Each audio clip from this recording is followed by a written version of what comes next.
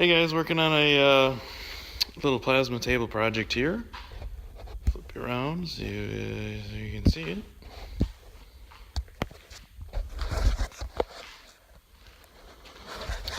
Five by 10 with linear guide rails and precision ground gear rack. 3 by 8 by 3/16 steel. 1 billion pounds each. Working on drilling the gear rack right now. I'm putting in the stainless screws and lock washers. Got my little round jig thingy here going on with the Erwinter clamp. Excellent product. Using the Rockwell drill press. Safety third. Wowza. Watch out.